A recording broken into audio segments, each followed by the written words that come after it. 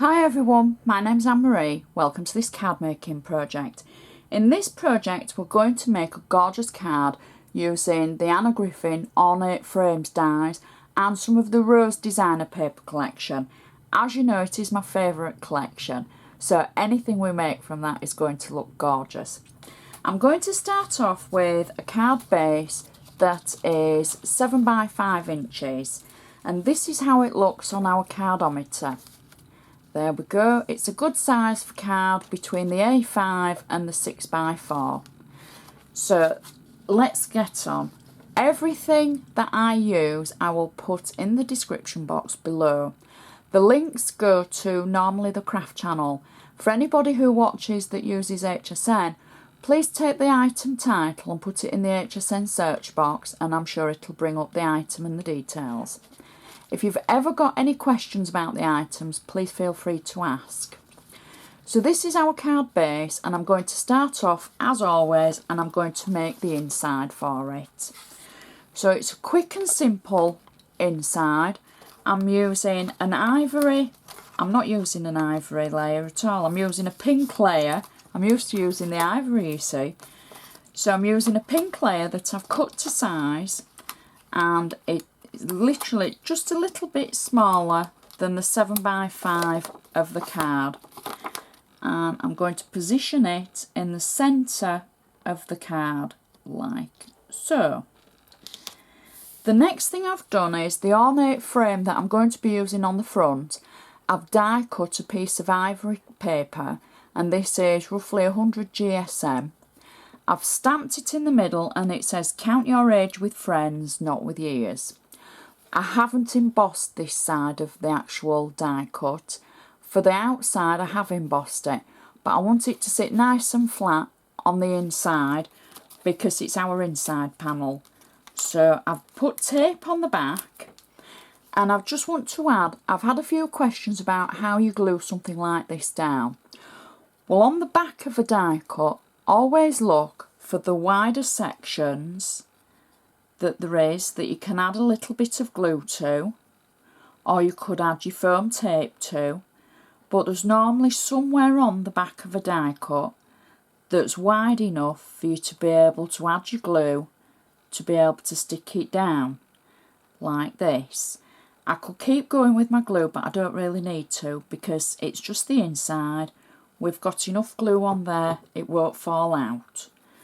So this time I'm using glossy accents for this, because I know you like to know what glue I'm using and, you know, things like that. So I'm just positioning that on the inside and just giving it a bit of a press down. And that is the inside insert panel done. So now we can concentrate on the front of our card. I'm going to give this a good sharp score with my bone folder to make sure we've got a nice tight stand-up line. And the first thing I'm going to do is add a layer to the front of our card. Now I know you're thinking, oh, that looks a bit odd, Anne-Marie, it's like a frame. Well, it's actually one of Anna Griffin's metallic layers that I've actually cut the centre out. A lot of people call it gutting, but I don't like that expression. So I've been economical with my cardstock because you're not going to see the centre, and the bit I've actually cut out we're going to use further down the line on this card for something else. So that's the start of our layers. I've got double-sided tape on the back of this, so I'm just going to peel off the tape back and we'll stick this onto the card, and I'll show you the next step, because this card actually is such a pretty card, and the layers that I use to make it are all part and parcel of each layer that you have. So that's our base layer. The next thing I've done is I've taken one of Anna's metallic cards. Now I'm going to be honest, this was from a Christmas range, and it was from a Christmas kit that I got a long time ago, and I've taken that, I've cut it away from the front, I've actually cut it out, I've cut the centre out, again being economical, and I've cut the actual pattern around the edge, And this has got double-sided tape on, and we're going to use this as our next layer on our card. I've saved the middle of this. I'm not going to be using the middle section on this card, but I have saved it. So I'm just going to place that over the top of the pink layer. That's the centre that I've saved. So you can see I could now use that to mat onto that card. Anyway, so our next layer is, you remember the pink that we had on the base? This is the next step from the pink. Again, I've cut it to size, and I've taken just a small section from the middle out because I need it for something else for the card. So really it's all about saving your layer and just using it further on for something else. So it's got 3D foam on the back of this. I'm not worried that I can see the foam because there's something going to go over this. I'm going to position this on the layer of our silver section like that. And the next layer, I've taken a piece of the most gorgeous rose card from the rose collection. I've got double-sided tape on it, and I'm going to position it over our pink layer. So that covers up the centre section. So now you would never know that we'd been economical with those layers. The next thing I have is the ornate frame.